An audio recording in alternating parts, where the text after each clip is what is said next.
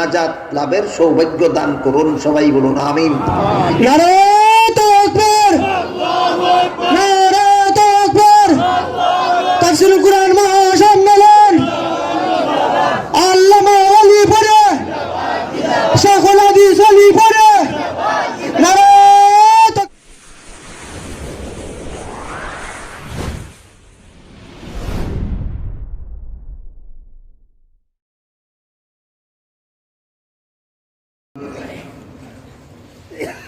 এলাকার সর্বস্তরের মুসলমান ভাইয়েরা আমার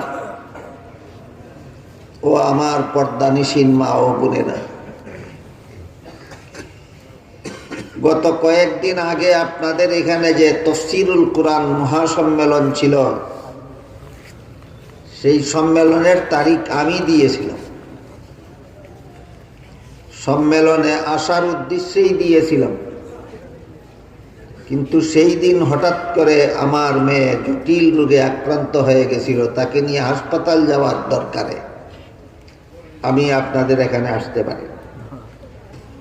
এই সংবাদটা আমি তাফসীর কমিটিকে জানিয়ে দিয়েছি, কিন্তু তারা আমাকে বলেছেন আপনাদের মধ্যে কেউ কেউ নাকি তাদেরকে বিশ্বাস করেন না।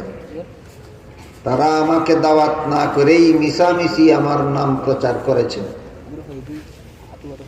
এইরকম অবিশ্বাস যেন না করেন, এই জন্য আমি আজকে আবারও আরেক প্রোগ্রামে যাওয়ার পথে আপনাদের এখানে উপস্থিত হইতে বাধ্য হইলাম। আমি তাদেরকে সত্যায়ন করার জন্য যে তারা আমার নাম মিশামিশি প্রচার করেনি, আমার কাছ থেকে তারিখ নেওয়ার পরেই তারা আমার নাম প্রচার করেছিল। যে সমস্ত উলামায়ে কেরাম এই সমস্ত তাফসীরুল কুরআন ওয়াজ মাহফিল এবং মাদ্রাসা মসজিদ পরিচালনা করেন, তারা ধোঁকাবাজ নন। তারা সর্বস্তরের মুসলমানকে জাহান্নাম থেকে বাঁচার ব্যবস্থা দেওয়ার জন্য এগুলি করে। হক্কানি আলেমগণের এটাই বৈশিষ্ট্য যে তারা দুনিয়ার কোনো স্বার্থে দ্বীনের কাজ করেন না। তারা সর্বস্তরের মানুষকে জাহান্নাম থেকে বাঁচাবার দরদে এই দ্বীনের কাজ করেন। জনগণের প্রতি এতটুকু দরদ যাদের অন্তরে থাকে না, তারা সত্যিকারের আলিম হতে পারে না। সত্যিকারের আলিম যারা, হক্কানি আলিম যারা, তারা দ্বীনের নামে কোনো কাজ, মসজিদ হোক, মাদ্রাসা হোক, মক্তব হোক, ওয়াজ মাহফিল হোক, তাফসীরুল কুরআন সম্মেলন হোক, হক্কানি উলামায়ে কেরাম দ্বীনের যত কাজ করেন একটাও দুনিয়ার স্বার্থে করেন না, আপনাদেরকে আখিরাতে নাজাতের ব্যবস্থা দেওয়ার জন্য করেন। এই জন্য হক্কানি উলামায়ে কেরামেরও উচিত তারা যেন তাদের এই বৈশিষ্ট্য বজায় রাখেন।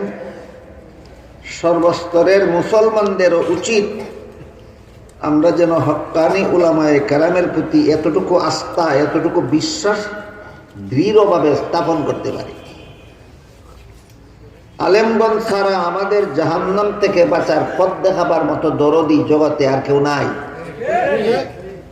কাজেই তাদের প্রতি যদি অবিশ্বাসী হয়ে যান, তাহলে বাঁচার পথ পাবেন কোথায়? মসজিদে যখন আমরা ইমাম সাহেবের পিছনে জমাতে নামাজ পড়ার জন্য নিয়ত করি, নিয়ত করার পরে যদি কেউ সন্দেহ করে ইমাম সাহেবের উযু আছে কিনা নাই, তাইলে তো আগের থেকেই তার পিছে নামাজও শরীক না হওয়ার দরকার। যে ইমাম সাহেবের উযু আছে কিনা নাই এই ব্যাপারে যার সন্দেহ, তার এই ইমামের পিছে নামাজ শুরু না করা দরকার। নামাজ শুরু করে দেওয়ার পরে ইমাম সাহেবের উযু আছে কি নাই এই ব্যাপারে সন্দেহ করা উচিত নয়। ঠিক তেমনি ভাবে একজন আলিম আমাকে জাহান্নাম থেকে বাঁচার পথ দেখাবার জন্যই এই সমস্ত অনুষ্ঠান করেন কিনা আগেই যাচাই করা দরকার। যাচাই করার পরে যখন তার কোনো অনুষ্ঠান চলাকালে কোনো অসুবিধার সৃষ্টি হয়, তখন আর তাকে সন্দেহ করা উচিত নয়, তখন তকদিরের উপর বিশ্বাস রাখা উচিত। তকদিরে যা আছে তা হবে। আমার চেষ্টা করা আমার দায়িত্ব, আমার নিয়ম পালন করা আমার দায়িত্ব। সফল হতে পারবো কিনা সেটা আল্লাহর হাতে। কৃষকেরা খেতে কৃষিকাজ করে, আল্লাহর উপর ভরসা করে ফসল ফলায়। ফসল ঠিক মতে ফলবে না বান বন্যায় নষ্ট করে দিবে সেটা আমার হাতে নয়, সেটা আল্লাহর হাতে। আল্লাহর ইচ্ছা থাকলে ফলবে, ইচ্ছা না থাকলে না ফলবে, কিন্তু আমি আমার দায়িত্ব পালন করে যাব। ঠিক তেমনি ভাবে হক্কানি উলামায়ে কেরাম যারা ওয়াজ মাহফিল, তফসির মাহফিলের আয়োজন করেন, তারা আল্লাহর উপর ভরসা করে সম্পূর্ণ ব্যবস্থা পাকাপুক্ত করেই করেন। পরে যদি আল্লাহর ইচ্ছায় কোনো অসুবিধা সৃষ্টি হয়ে যায় তখন আমাদের সবর করা দরকার, ধৈর্য ধারণ করা দরকার। আমি আপনাদের সামনে পবিত্র কোরআনের সূরা হুজুরাতের 4 নম্বর এবং 5 নম্বর আয়াত তিলাওয়াত করেছি। তাফসীর শোনাবার সময়ও নাই, তাফসীর শোনাবার ইচ্ছাও নয়। শুধু একটি কথা বলার জন্য, এই 2 আয়াতের তাফসীরে রাসূল করিম সাল্লাল্লাহু আলাইহি ওয়াসাল্লামের আপন চাচাতো ভাই, এই উম্মতের সর্বশ্রেষ্ঠ মুফাসসির কোরআন হযরত আব্দুল্লাহ ইবনে আব্বাস রাদিয়াল্লাহু আনহু এই 2 আয়াতের তাফসীর প্রসঙ্গে বলেন, আল্লাহ পবিত্র কোরআনে মুমিন মুসলমানদেরকে নবীকে সম্মান করার যে নিয়ম শিক্ষা দিয়েছেন, এই উম্মতের যারা আলেম নন তারা আলেমকেও নবীর মতোই সম্মান করতে হবে। এটা আমার কথা নয়, এটা রাসূলের চাচাতো ভাই ইবনে আব্বাসের কথা, যিনি এই উম্মতের সর্বশ্রেষ্ঠ মুফাসসির কোরআন। তিনি এই 2 আয়াতের ব্যাখ্যা প্রসঙ্গে বলেন, আল্লাহ এই নবীর উম্মতকে নবীকে যেভাবে সম্মান করার হুকুম দিয়েছেন, এই উম্মতের যারা আলিম নন তারা আলিমগণকেও নবীর মতোই সম্মান করতে হবে। আমাদের বুঝার দরকার কেন আলেমগণ তো নবী না, আলেমগণকে নবীর মতো সম্মান করতে হবে, তিনি এই কথাটা কেন বলেন? তার কারণ হইল, নবীগণ যেই দায়িত্ব পালন করতেন দুনিয়াতে, হক্কানি আলেমগণ হুবহু নবীগণের দায়িত্বই পালন করেন। আলেমগণের আলাদা কোনো দায়িত্ব নাই। নবীগণের দায়িত্ব ছিল সমস্ত জগৎবাসী মানুষকে জাহান্নাম থেকে বাঁচার পথ দেখাও। নবীগণের অবর্তমানে কিয়ামত পর্যন্ত আলেমগণের হুবহু এই দায়িত্ব, সমস্ত জগৎবাসীকে জাহান্নাম থেকে বাঁচার পথ দেখাও। বুঝে থাকলে বলেন তো, নবীগণের দায়িত্ব আর আলেমগণের দায়িত্ব ভিন্ন ভিন্ন না একই দায়িত্ব? এই কারণে ইবনে আব্বাস বলেন, নবীগণকে যেভাবে সম্মান করার হুকুম দিয়েছেন আল্লাহ কোরআনে, আলেমগণকেও সেভাবেই সম্মান করতে হবে। কারণ নবীগণের যে দায়িত্ব আলেমগণের একই দায়িত্ব। ইবনে আব্বাসের তাফসীর মতো আমরা যদি আলেমগণকে সম্মান করি, সম্মানের দৃষ্টিতে দেখি, আলেমগণের প্রতি যদি অন্তরে মহব্বত রাখি, তাহলে আমাদের ফলাফল কি হবে?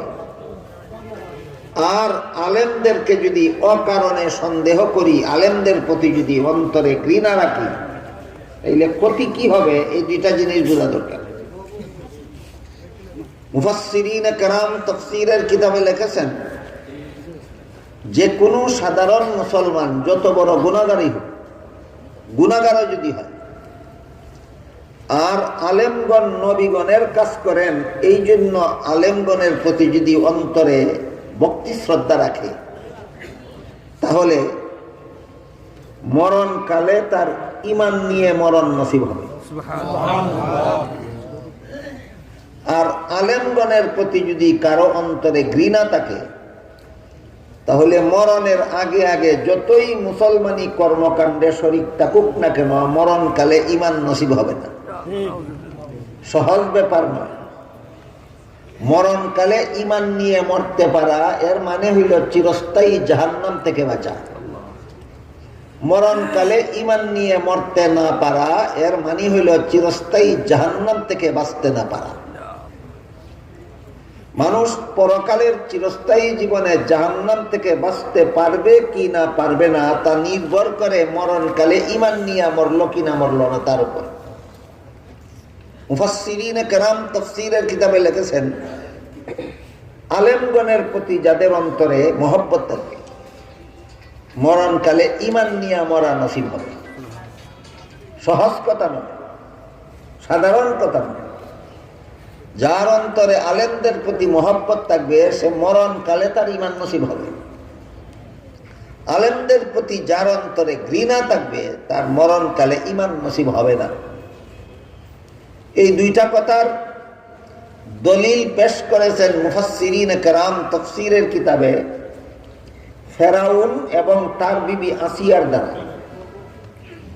বিবি আসিয়া শিশু মুসাকে দেখে বলেছিল তাকে আমার মহব্বত লাগে, এই জন্য আল্লাহ বিবি আসিয়াকে মরণকালে ঈমান নসিব করছেন। ফেরাউন শিশু মুসাকে দেখে বলছিল আমার মহব্বত লাগে না। এই একই মুহূর্তের ঘটনা, যেই মুহূর্তে বিবি আসিয়া বলছিল এই শিশুটাকে আমার মহব্বত লাগে, সেই মুহূর্তে ফেরাউন বলছিল আমার মহব্বত লাগে না। তাফসীরের কিতাবে লেখেন বিবি আসিয়া যে মহব্বত লাগে বলছিল এই জন্য মরণকালে ঈমান নসিব হয়েছে।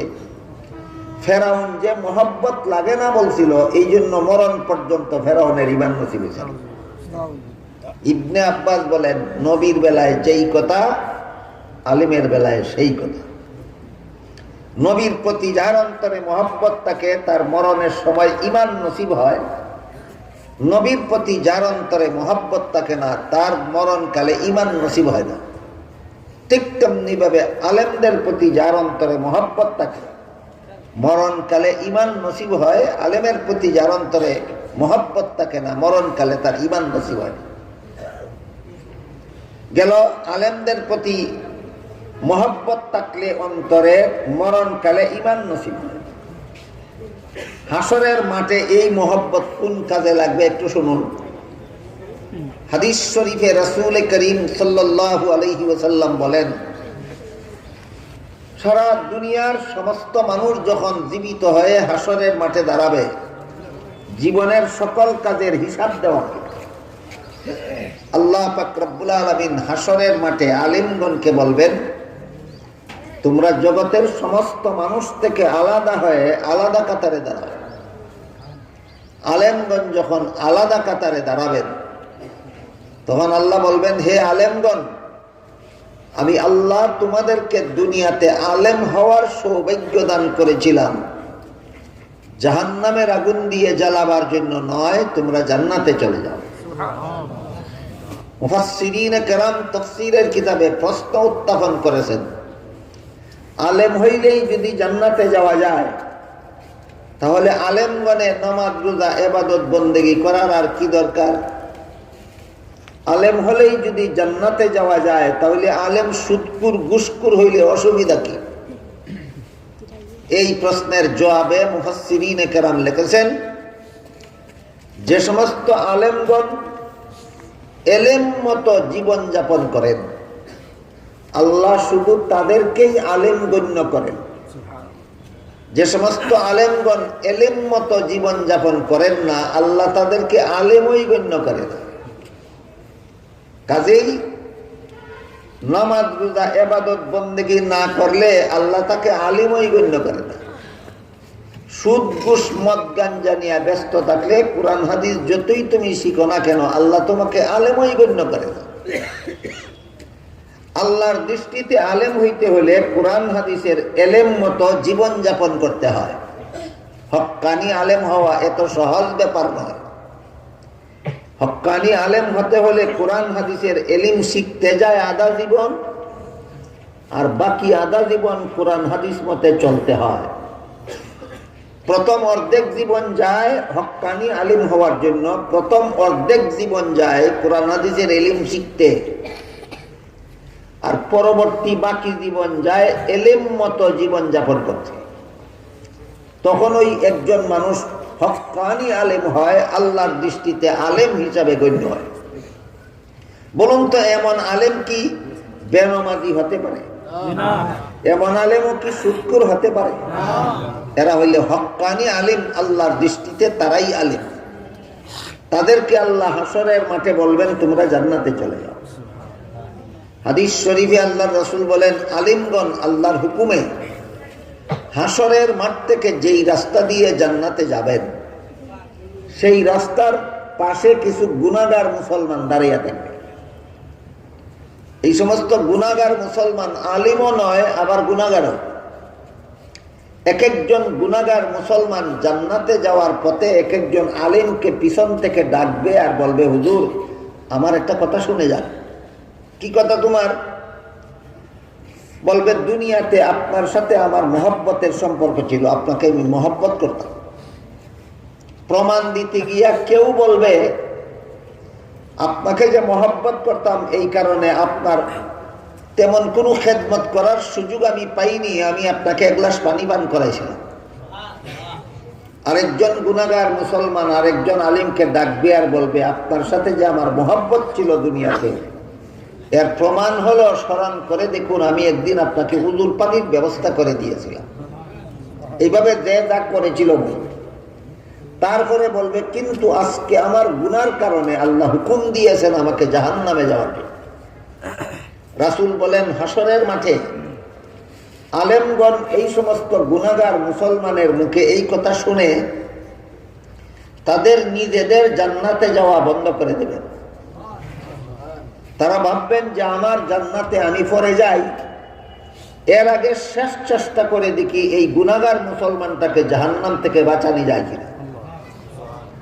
আলেমগণ নিজেদের জান্নাতে যাওয়া বিরতি দিয়া দাঁড়াবেন, দাঁড়িয়ে আল্লাহর কাছে বলবেন, হে আল্লাহ, এই লোকটা ঠিকই বলেছে, আমাকে মহব্বত করতো বলেই আমাকে এক গ্লাস পানি পান করেছে, আমাকে মহব্বত করতো বলেই আমাকে এক বদনা উজুর পানির ব্যবস্থা করে দিয়েছিল। এই কথা শুনে আল্লাহ বলবেন, আলেমগণ শোনো, এদের গুনার কারণে আমি এদেরকে জাহান্নামে যাওয়ার আদেশ করেছি, কিন্তু তোমরা যেহেতু সাক্ষী দিলে যে দুনিয়াতে তোমাদের সাথে এদের মহব্বতের সম্পর্ক ছিল, তোমাদের সাক্ষীর কারণে আমি এদেরকে মাফ করে দিলাম।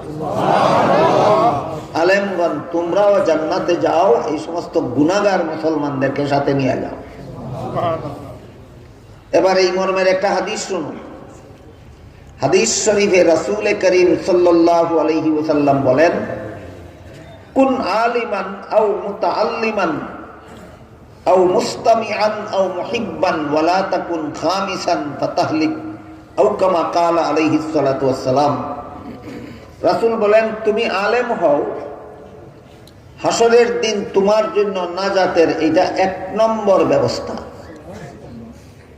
যাদের আলেম হওয়ার সুযোগ বাকি নাই তারা আলেমের ছাত্র হও, হাসরের দিন তোমার নাজাতের জন্য এটা 2 নম্বর ব্যবস্থা।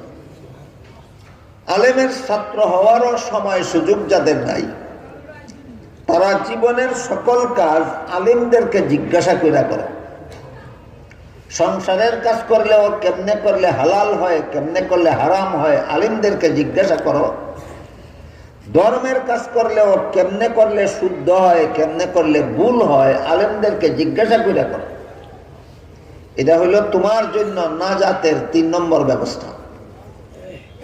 দেখুন তো কথাগুলি মনে রাখতে পারবেন কিনা। রাসূল বলেন, আলিম হওয়া হাসরের দিন নাজাত পাওয়ার 1 নম্বর ব্যবস্থা। আলিম হইতে না পারলে আলিমের ছাত্র হওয়া কিয়ামতের দিন নাজাতের 2 নম্বর ব্যবস্থা। ছাত্র হওয়ারও সুযোগ সুবিধা যাদের নাই, তাদের জন্য জীবনের সকল কাজ আলেমদের পরামর্শ মতে করা কিয়ামতের দিন নাজাতের 3 নম্বর ব্যবস্থা।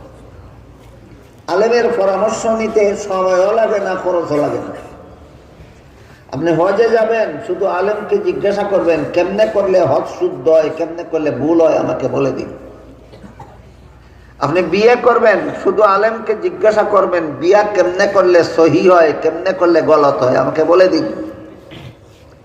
আপনি ব্যবসা করবেন, শুধু আলেমকে জিজ্ঞাসা করবেন ব্যবসা কেমনে করলে হালাল হয়, কেমনে করলে হারাম হয়, আপনি বলে দিন। আপনি উযু করবেন, শুধু আলেমকে জিজ্ঞাসা করুন কেমনে উযু করলে সহি হয়, কেমনে করলে গলত হয় বলে দিন। এইভাবে জীবনের সকল কাজ আলেমকে জিজ্ঞাসা করে করুন। আল্লাহর রাসূল বলেন এটা কিয়ামতের দিন আপনার নাজাতের 3 নম্বর ব্যবস্থা।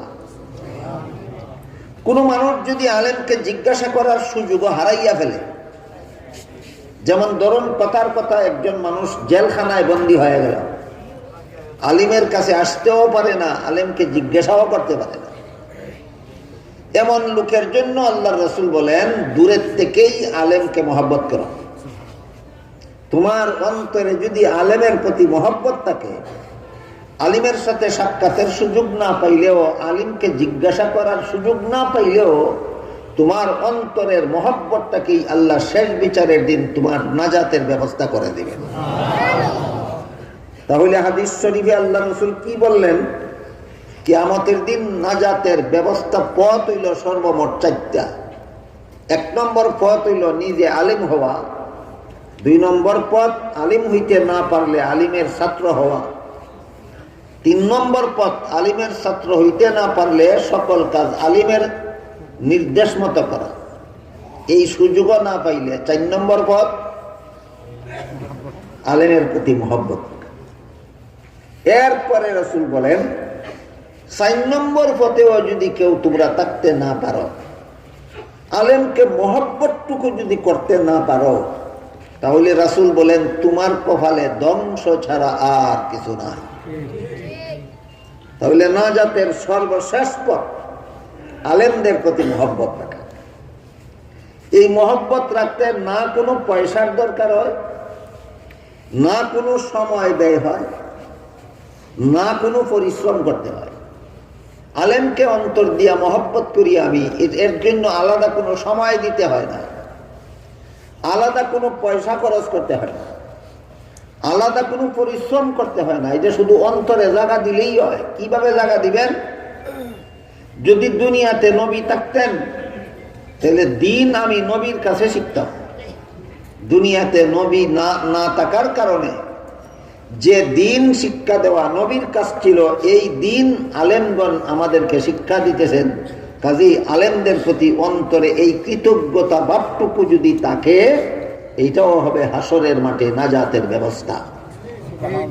আল্লাহ আপনাদের আমাদের সবাইকে আলেমদের সাথে সুসম্পর্ক রেখে আলেমদের নির্দেশনা মতে জীবনের সকল কাজ করে কঠিন হাসরের দিন নাজাত লাভের সৌভাগ্য দান করুন। সবাই বলুন আমিন। নারে তাকবীর, নারে তাকবীর। তাফসীরুল কুরআন মহাসম্মেলন আল্লামা ওয়ালি পড়ে, শেখুল হাদিস ওয়ালি পড়ে। নারে তাকবীর। আলিমুল আমার শত্রুরা, আলিমুল আমার শত্রুরা। নারে তাকবীর। اللهم صل على سيدنا ونبينا مولانا محمد وعلى آله وصحبه وبارك وسلم كما تحب وترضى عدد ما تحب وترضى. الحمد لله الذي هدانا لهذا وما كنا لنهتدي لولا أن هدانا الله. ربنا ظلمنا أنفسنا وإن لم تغفر لنا وترحمنا لنكونن من الخاسرين. ربنا آتنا في الدنيا حسنة وفي الآخرة حسنة وقنا عذاب النار. ইয়া আল্লাহ, এই মুবারক সমাবেশে কবুল আর মঞ্জুর করো। ইয়া আল্লাহ, এর উসিলায় আমরা জিন্দেগানরে হেদায়েত করো। সমস্ত মুমিন মুসলমান মুর্দেগানরে নাজাত দান করো। ইয়া আল্লাহ, কোরআন হাদিসের যৎকিঞ্চিত আলোচনা হইল আমাদেরকে বুঝার এবং আমল করার তৌফিক দান করো। ইয়া আল্লাহ, আমার কাছে যারা যত রকমের দোয়ার দরখাস্ত করছেন প্রত্যেকের নেক দোয়ারে কবুল মঞ্জুর করো। যারা যত আশা নিয়ে হাত উঠাইছি প্রত্যেকের নেক বাসনারে কবুল মঞ্জুর করো। আর যে সমস্ত উলামায়ে কেরাম বুজুর্গানে দিন মুমিন মুসলমান দুনিয়ার থেকে বিদায় হইয়া গেছেন, তারার খবরে জান্নাতের বাগান বানায় দাও। আর যে সমস্ত উলামায়ে কেরাম বুজুর্গানে দিন মুমিন মুসলমান দুনিয়াতে বাঁচিয়ে আছেন, তাদের সবাইকে হায়াতের তৈয়্যিবা দান করো। ইয়া আল্লাহ, আমাদের পক্ষ থেকে লাখ লাখ কোটি কোটি দুরূদ আর সালাম রাসূল করিম সাল্লাল্লাহু আলাইহি ওয়াসাল্লামের রওজা শরীফে পৌঁছায়া দাও। রব্বানা তাকাব্বাল মিন্না ইন্নাকা আনতাস সামিউল আলিম ওয়া তুব আলাইনা ইন্নাকা আনতাত তাওয়াবুর রহিম ওয়া সুবহানা রাব্বিকা রাব্বিল ইজ্জাতি আম্মা ইয়াসিফুনা ওয়া সালামুন আলাল মুরসালিন ওয়ালহামদুলিল্লাহি রাব্বিল আলামিন। আমিন বিরহমাতিকা ইয়া আরহামার রাহিমিন। সামাহল আমি আর একটা প্রোগ্রাম হুজুরের প্রোগ্রামও দেখতে মেহরবানি করে কষ্ট দিন আমার লগে কেউ মুসাফার আমরা চেষ্টা আজকে করুন না জানো আমার রাস্তা 19তম রাস্তা তাফসীর clear কোরআন করে দিন। মহাসম্মেলন